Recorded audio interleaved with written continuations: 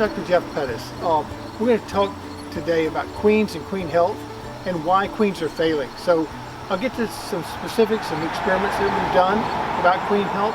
But before we do that, I want to talk just a minute or two out here with a hive, and I'm filming this in Salisbury, Maryland in September, so it's a little warmer now.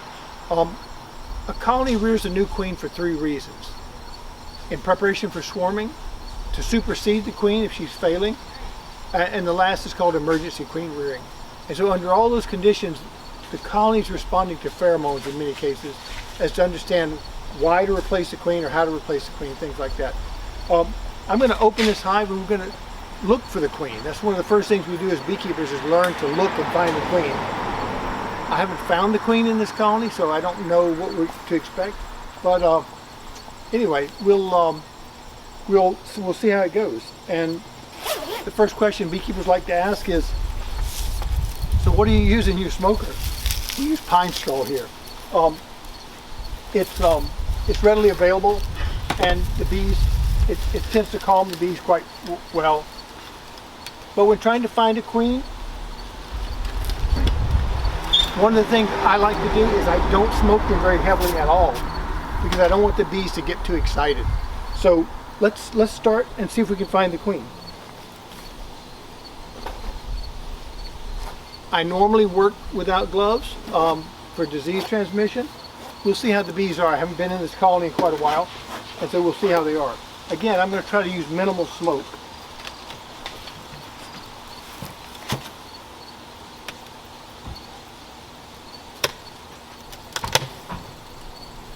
I have a little feeding realm. I've actually fed this colony a little bit, so I have to remove this. Oh, and they're doing quite well. They're building their comb up, so they didn't need to do any feeding. In fact, the resources are great this time of year.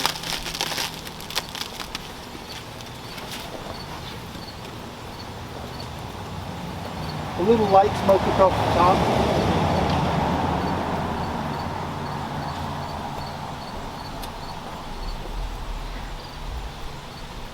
I want to remove that first frame very carefully so as not to squish any bees or the queen.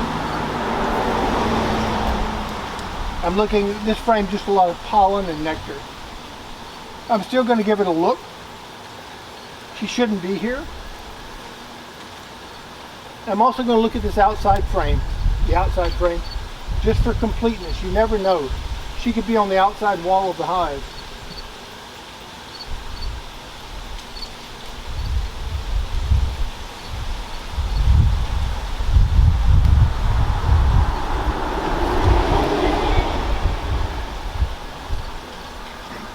When I'm looking for the queen, I sort of like to take 2 frames out. It gives me a lot of room to manipulate, and it gives me a better way to look inside the box and look along the side walls for her. So I'm going to go ahead and do that, leave those 2 frames out.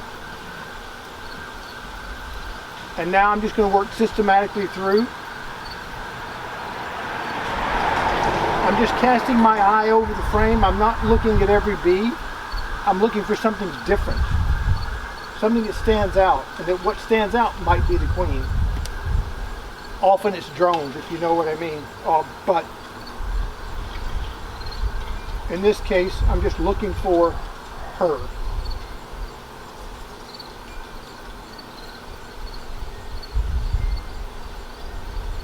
The brood pattern this time of year is not great. They're starting to reduce the amount of brood they're rearing.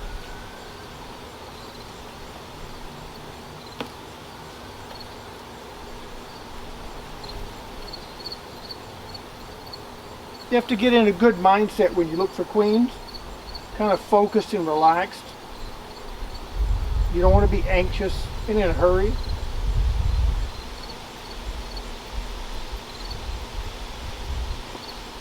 On average, I think if I'm careful, I find the queen about 80% of the time when I first go through the first time. So I have three more frames to prove myself right. And then I'll say something more about that if we don't find her.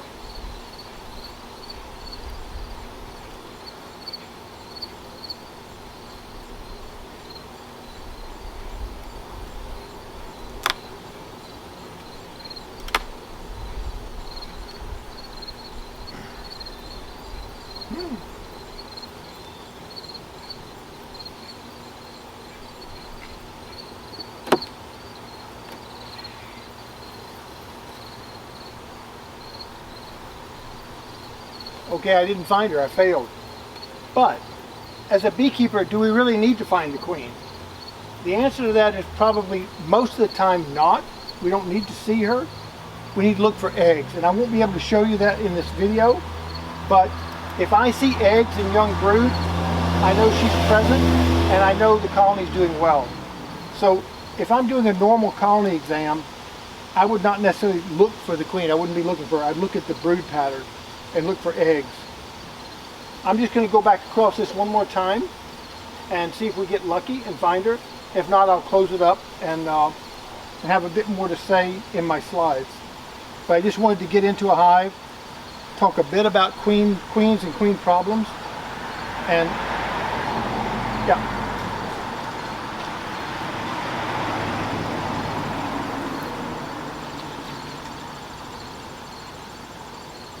I'm getting the light just right. I do see young brood in there. So she's here. I see eggs. And because I haven't been in the colony, the chances are nothing's killed, or no, we don't have bears in my neighborhood. I'm checking the side wall and I'm going to put it back together now. So we didn't find her. Oh, I did find her. Haha. There she is. Let's see if I hope it's going to do autofocus. She's right here on this frame. So again, I hope you can see that. And that's the outside frame, the very outside frame. I'm going to get her back in there carefully. I'm very comfortable moving the queen, and where she's at, I can't get that frame. So I'm going to pick her up by the wings. Don't try this at home. I've got her by the wings, and I'm going to move her over so I know I can't squash her. And then I can put this back together. And I will take that burr comb off now. I just didn't want to do it when I didn't know where the queen was. I can take this inside and maybe enjoy it for breakfast. A little bit of sealed honeycomb.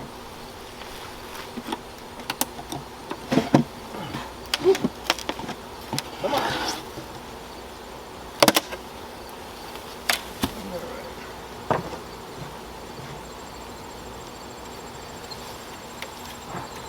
I bumped the bees out of the lid. And there we have it. So we'll talk a bit more about queens, why queens are failing, some of the things that are happening with queens, and I hope you'll have a good, successful beekeeping. I look forward to talking to you at the National Honey Show about queens and queen problems, and thank you for joining us. Okay, the title of the talk is Queen Health and Colony Productivity, and I'll split this talk up into 3 parts.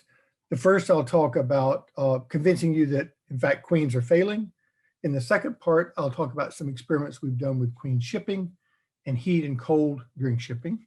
And the last part is this colony productivity. And in that part, I will thank my Canadian colleagues who carried out that portion of the research. So first of all, is there a problem with queens? Are queens failing at a high rate, and why are they failing? Well, queen problems are often mentioned by beekeepers when we survey them and ask them why are their colonies dying. So we're losing 30 to 50% of our colonies every year in North America. And when we survey beekeepers, queen problems come up as the number 1 or 2 issue quite often. And I'm going to show you some data from Canada that kind of confirms that. This is from a survey of Canadian beekeepers and asking them, why do they feel they lost colonies over the winter? And you see the first across the top, first, second, third, or fourth reason, and this is in 2016. And the provinces are listed along the left-hand side. And you see in that first column, New Brunswick, Quebec, Ontario, Saskatchewan, Alberta, and BC, and Alberta. 5 of the 10 provinces listed poor queens as the number 1 reason that they felt they lost colonies. Number 2 over there, poor queens were listed by Prince Edward Island and Nova Scotia. So listed poor queens is the second most common reason they might lose colonies. So that's a very high proportion of beekeepers thinking they're losing colonies. So the outline of my talk, I'll talk about, trying to convince you that there is a problem with our commercial colonies and with even managed hobby colonies. Then I'll talk about temperature stress during queen shipment and their effects. And lastly, these colony level tests where we artificially temperature stress queens and then followed them over time in whole colonies to see how they would perform. So that's the outline of my talk.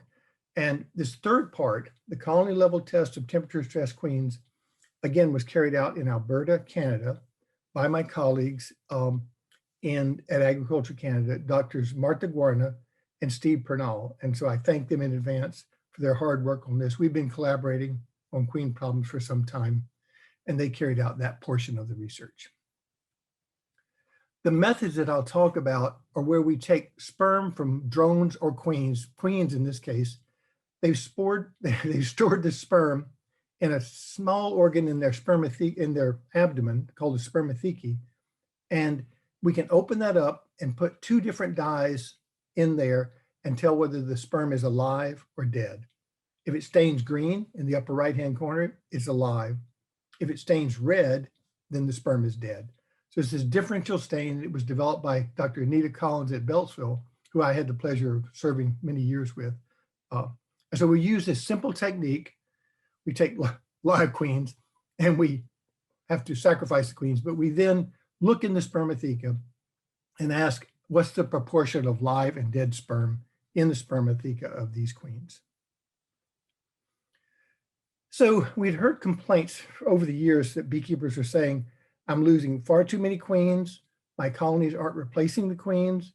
When they swarm, they don't adequately replace and bring in a new queen, all kinds of different queen problems. So I asked a bunch of beekeepers, could you please send me live queens from colonies that you think are in good health and queens from colonies that you think are in poor health? And they were more than willing to send me all the queens from the poor performing colonies that I wanted. But what I really needed was within the same apiary, I needed a comparison between failing colonies and good colonies from the same apiary. So when I asked again, I did get beekeepers from the East Coast and West Coast of the US to send me queens from colonies that they rated as failing and colonies that they rated as in good health. So they sent me these two, and we're going to sacrifice these queens and ask what's their sperm viability. And that's the first set of data that I'll show you. So this is from the East Coast, the first set of bars, and the West Coast. And the beekeeper rated those as coming from failing or healthy colonies. And you can see quite a difference. 70 to 80% viability, sperm viability alive from the queens from the healthy colonies, and about 40%, only about 40% viability of the sperm in queens heading failing colonies. Now, this is not cause and effect. This is an association. And it brings up a lot of different questions that we had to try to start to begin to answer. Why are colonies with failing queens or queens in colonies that are failing, why is this low sperm viability? And there's a lot of things we can think of, but I'll show you some of the list here in a moment. So what could lead to queen failures? You can think of the queen rearing process on the left, the queen rearing, how good the rearing conditions are, the mating, the drones. In the US and many parts of the world, we actually ship these live queens. And then what hive conditions are those queens placed in? So all of these three different areas can have an effect on the queen. And if you think about the rearing process, mating weather can have a huge impact. You need good mating weather. You need healthy drones. So you need all types of things over on that side. In the shipping, I'll focus on that in just a moment. And then when we think about hive conditions, where is that queen going to be housed? Is there going to be disease and pesticide levels in those hives? One of the things that we hear consistently is that the colonies don't supersede the queen very well, and we don't understand that very well yet.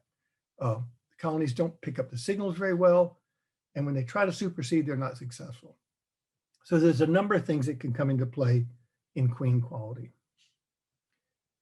I'd like to move now and focus on this shipping part. And again, it may or may not be relevant to the beekeeping that you're doing, but in many parts of the world it is. Queens are mated, and then they're placed in small boxes and shipped to beekeepers to place in hives.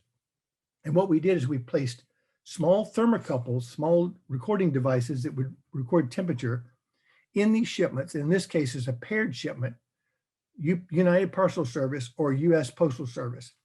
So we got 6 beekeepers to take 20 queens, ship 10 of them by UPS and ship 10 of them by a US Postal Service. So again, 20 queens from the same source, 6 different beekeepers. The thermocouple you see pictured there kind of in the middle of the screen, and that's a nickel, a US nickel, and the wooden queen cage that queens are often shipped in. So we can follow these shipments. The sperm viability from these queens should be identical unless there's an issue with shipping. So next we look at the data from those 6 different queen breeders and 2 different methods of shipping. And here we have breeders 1 to 6 along the bottom and the percent sperm viability. You see that in most cases, the bars are equal, and that's what they should be. Look at breeder number 1, however. There's a 60% viability in the UPS, United Parcel Service shipment, and the US Postal Service shipment was over 82%. That was significant. And in that shipment, we actually had a cold event. It got down to 8 degrees centigrade. So we associate that reduction in viability of 8 because the shipment got too cold, got down to 8 degrees centigrade. Look at breeder number 4. Do you want that breeder's queens? He or she's down around 60%. You all would really want queens from breeder number 2. But I can tell you this can vary quite a bit throughout the season. So, but here we identified that shipping can be an issue. Now the question is, how often does that happen? How often does shipping or temperature extremes come into play? Well, we've done a number of shipments, and I'll just show you 15 or 16 paired shipments where we record the low and the high temperature, and it's occurring in about 10 to 20% of our shipments. So if we look at the recorded high temperatures, over here on the left-hand side, it's above 40%, those 2 shipments are of concern. And that shipment is about 42. The low in that shipment was about 20. So that was no problem on the low end. These 2 are of concern on the low end. They're in the 5 to 10 degrees range, and that's too cool. Whereas on the high end, they didn't get too warm. Anything above about 38 degrees is of concern. So at least in a number of the shipments that we followed, we can get cold events and we can get hot events. And again, we published on that just recently, and we say 38 or 39 degrees C for an hour is a problem. And on the low end, I think it's about 9 degrees is a problem for an hour. So again, we have issues with temperature.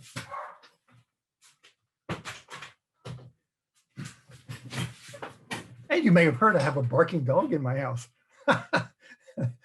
Oh, the pleasures of remote talks. I'd really love to be giving this talk to you in person, but so what? Okay, so what's to blame for queen failures? Again, on the left-hand side, you see poor mating, things like that. We've done some work on healthy drones, and we know that things like some of the miticide treatments can affect drone health. So we have to be very careful when treating colonies with miticides. It can affect drone health. But having good, strong cell builders and good mating weather are probably critical. I've shown you some recent things about shipping, that shipping can be an issue.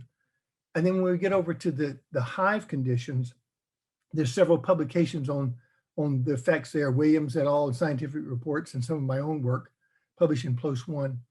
Pesticide levels in hives can be an issue. And obviously shipping temperatures that we've already talked about. So how do we make sense of this? What really is going on? Well, the take-home message is that it's not just one thing that's affecting queen health.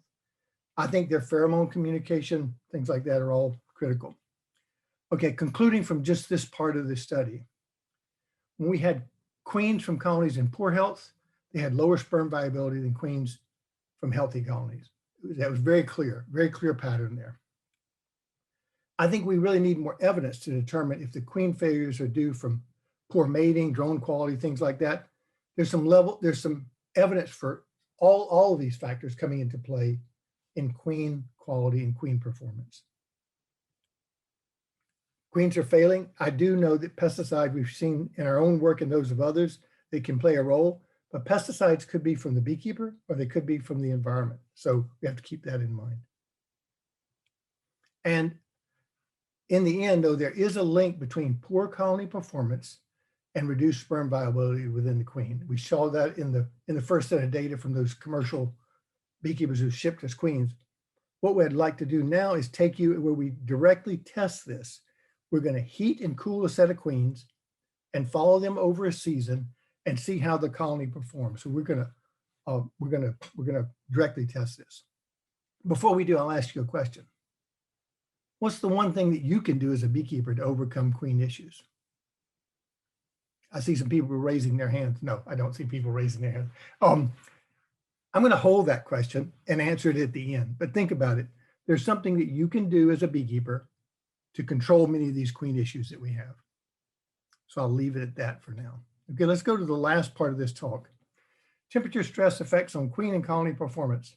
Again, this was done by Drs. Marta Gurna and Steve Pernal at Ag Canada in Alberta, Canada. And the first thing you see over there is that when we hold queens at 25C, the sperm viability, those little black dots are about 90%, which is where they should be. If we take a group of those same queens and we heat them to 42 and we chill them to 4 degrees each for an hour, then the sperm viability drops. So this is what we're going to do in this experiment. We take these queens, we heat a group, and we leave a group unheated or temperature stressed, and we're going to follow them in colonies. And just a little bit of quick, nice slides about the live dead staining. Everything you see there in green is alive, and all the red are the heads of the sperm when they're dead. So this differential dye is a real easy way to determine sperm viability. And just to be sure, my colleagues in Canada did a temperature series. So the middle is 25 degrees C, the black dots, and you see hovering around 90% viability. Each dot represents a queen. So yes, we sacrificed a lot of queens in this experiment. But we have to do it. We have to get 10 to 15 queens in each group to make sense of it. You can see at 40 and 42 degrees C, the red numbers out there, the red dots, that sperm viability drops. The same on the cold side, 4 degrees and 0.05 degrees C, when it gets cold, sperm viability drops. So we chose the 4 degrees and the 42 degrees for 1 hour to expose these queens to that we're going to test in the field. Queens came from the same source. We took 30 of them, we left them alone. We took 30 and we temperature stressed them. And what you see there in the picture is we sacrificed a number of them from the same group beyond the 30 to make sure that we had an effect. We started to follow the queen performance in the colony, and brood pattern was one of the major things that we followed.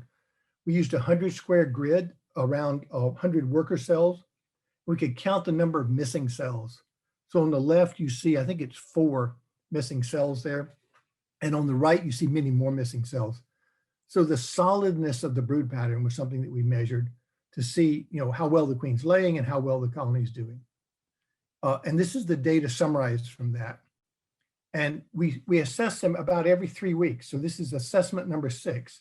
This is well into the summer season. So from May to probably June or July. So this is probably in June or July in Alberta. And you can see that the seal brood percent is much less, about 65 or 70% versus over 90% in the control group. Again, so the brood patterns are poor when heat and cold stressed. How about colony adult bee population? Well, as you might expect, with poor brood, you're ending up with fewer bees in the colony. If you look at the black line in the middle of the blue bar or the red bar, you see that on average, the control colonies had about 20,000 workers, maybe a little bit more. And the heat stress or temperature stressed colonies had about 10 to 11,000 colonies. So almost cut in half. That obviously would impact honey production. Honey production, 60 kilos on average versus 20 kilos. So a 2/3 reduction in honey production with these colonies when these queens were temperature stressed. That's quite dramatic. This is summarizing all of that, and you see that it had a dramatic effect on colony performance. But the last measure is the biggest measure, and that is overwintering success. We went into the winter with 23 colonies left out of the 30 in each group. So we lost 7 in the control group. We lost 7 in the temperature stress group. We went into the winter with 23 of each. And what came out in the spring? So how well did those control versus temperature stress queens or colonies perform? Remember, we're going into the winter 23 in both groups. And spring of 2017, all of the control groups survived. And we had a 61% winter loss in the temperature stress group.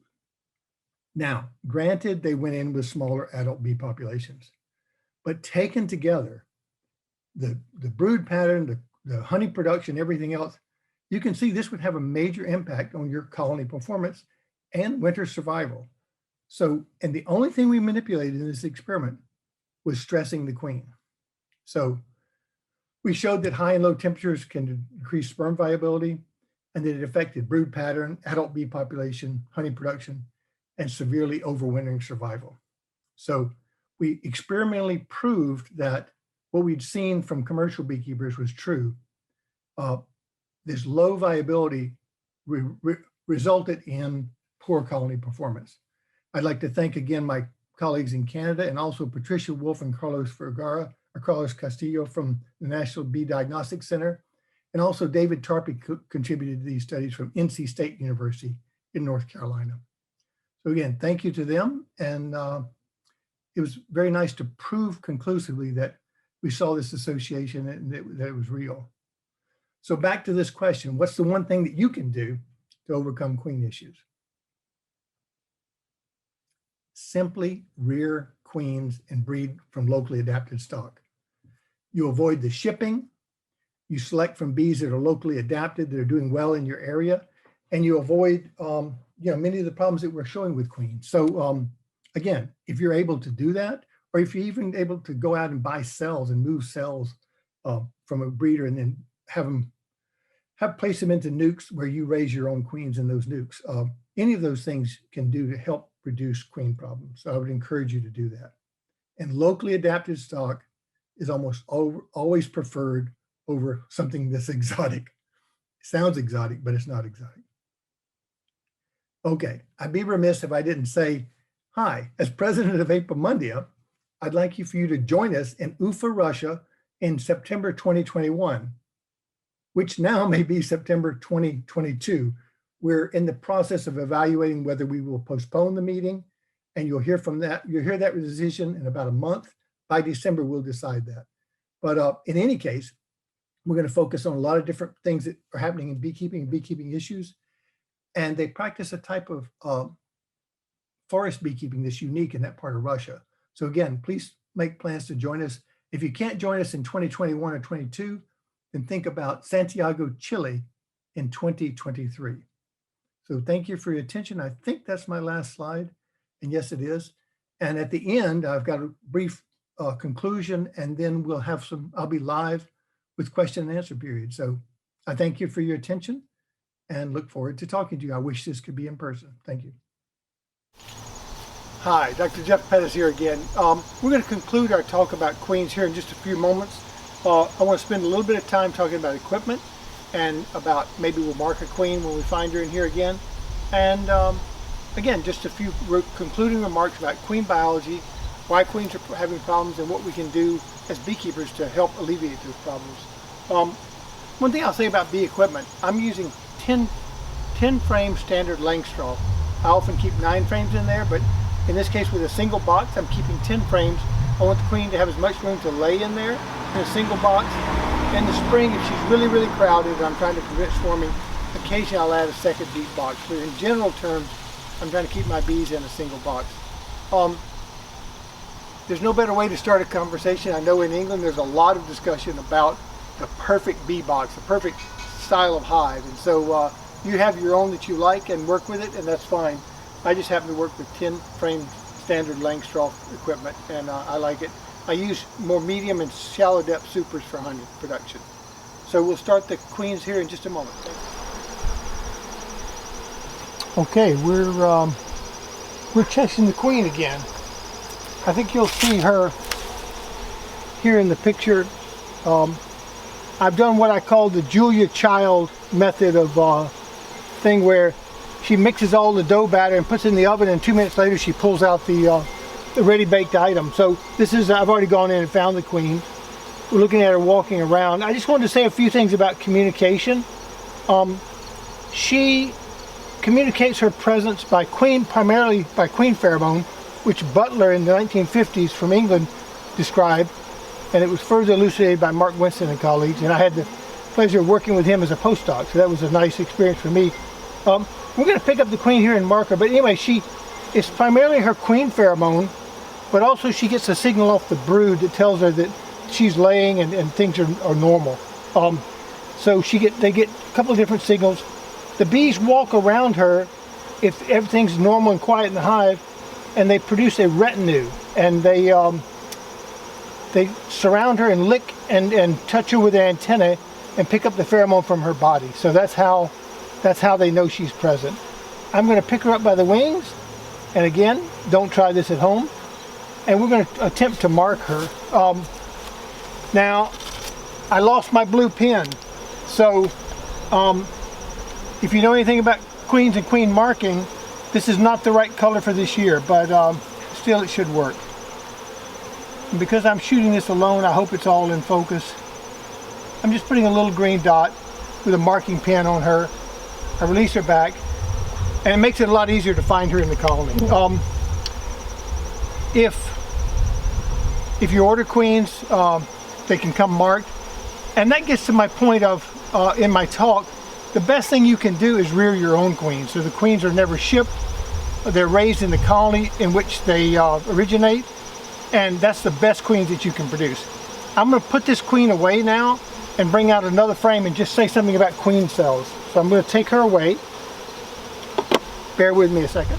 She's safely back in the colony now, and I'm going to show you, I hope we're in focus here, I'm going to show you, this is a queen cup. Oh, also, we have these little critters flying around called small hive beetle. I'll get to those in a minute. This is a queen cup. It's not a queen cell. They build queen cups all the time in preparation for swarming or for supersedure. Only when a queen lays an egg in there and they begin to rear a new queen is it considered a queen cell. But you see cups all the time. What you do is you simply turn the frame and look in there. If there's royal jelly or an egg or larvae present, you know it's a queen cell. Let me show you some small hive beetles. I just saw one. Here's one. Let's see if we can get them corralled a little bit. There's a couple of small hive beetles. Luckily, you don't have them yet. They're not going to end your beekeeping, but they're a pest that does affect honey production. I mean, well, not honey production, stored honey, and they can really affect weak colonies. So they're not the best thing to have around.